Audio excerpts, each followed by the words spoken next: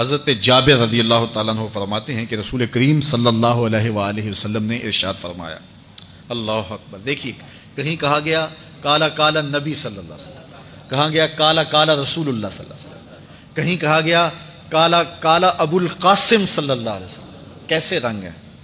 حضرت عائشہ بھی روایت کرتی ہیں حضور کی حدیث، تو کبھی نہیں کہتی کہ کالا کالا زوجی میرے شوہر نے کہا، وہ بھی کہتے ہیں کالا کالا رسول اللہ میرے رسول نے کہا۔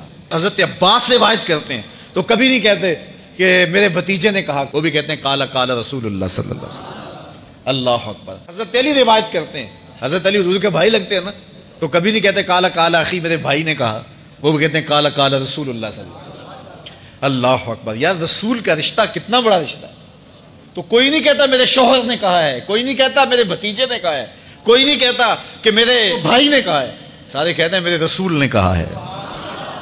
تو یار یہ کتنا بڑا رشتہ ہے، کتنا عظیم رشتہ ہے، تو اس رشتے کے ساتھ فخر ہوتا ہے، ناز ہوتا ہے۔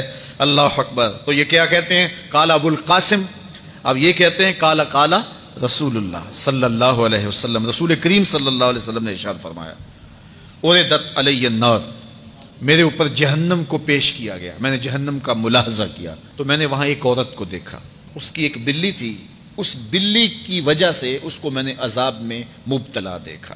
کیسے بلی کی وجہ سے اس کو عذاب دیا جا رہا تھا؟ اس نے بلی کو باندھا ہوا تھا، قید کیا ہوا تھا، نہ تو اس کو وہ کوئی دودھ دیتی تھی، کوئی اس کو کھانے کے لیے چیز دیتی تھی، اور نہ ہی اس کو چھوڑتی تھی کہ وہ زمین کے کیڑے مکوڑے کھا کے اپنے پیٹ کی آگ بجھا سکے، یہاں تک کہ وہ بلی بھوک کی وجہ سے مر گئی۔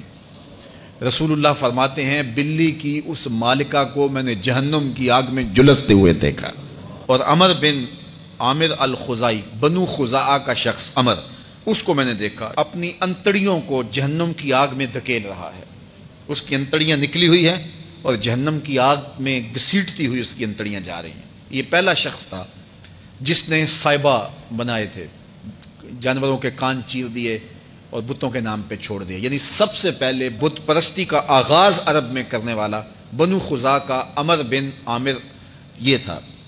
تو اس کو میں نے حضور نے فرمایا دیکھا کہ یہ جہنم کی آگ میں جلس رہا ہے، چونکہ اب جتنے بھی لوگ بت پرستی کریں گے ان سب کا گناہ عمر بن عامر کے نامہ اعمال میں درج ہوگا، ان کو بھی گناہ ملے گا جو بت پرستی کرتے ہیں، اور چونکہ ایجاد اس نے کیے تھے، بت اس نے بنائے تھے، تراشے اس نے تھے، پھر اس کے بعد اس نے جانور بتوں کے نام پہ چھوڑے تھے، چڑھاوے چڑھانے کا انداز اختیار کیا تھا، لہٰذا اس کو جو ہے وہ گناہ پہنچتا رہے گا۔ تو کہا میں نے اس کو عذاب میں مبتلا دیکھا۔ تو اگر خیر کی بنیاد رکھو گے نیکیاں ملتی رہیں گی، کھاتے کبھی بھی کلوز نہیں ہوں گے، اور اگر برائی کی بنیاد رکھو گے قیامت تک اس برائی پر جو عمل کرتے رہیں گے اس کا گناہ بھی کھاتے میں پڑتا رہے گا۔ اللہ اکبر۔ تو ہمیں اچھائی کی طرح ڈالنی چاہیے، نیکی کی طرح ڈالنی چاہیے۔ آقا کریم علیہ الصلوۃ والسلام نے ایک موقع پر فنڈ مانگا تو ایک شخص نے اٹھ کر کے پیش کیا، تو جب اس نے پیش کیا تو اس کے دیکھا دیکھی دوسرے بھی کھڑے ہو گئے، دوسرے بھی پیش کرنے لگے، بعض کا سارے خاموش ہوتے ہیں، کوئی ہمت نہیں کرتا، تو ایک کھڑا ہوا تو اس کو دیکھ کے دوسرے بھی کھڑے ہو گئے۔ تب حضور نے فرمایا تھا من سنّا فی الاسلام سنتاً حسنۃ فلہ اجرھا، جس نے اسلام میں کوئی اچھا طریقہ رائج کیا اس کو اس کا اجر ملے گا، اور پھر اس کی دیکھا دیکھی جس نے بھی کوئی اچھا کام کیا اس کا اجر بھی اس کے اجر کی کمی کے بغیر اس کے کھاتے میں بھی داخل ہوتا رہے۔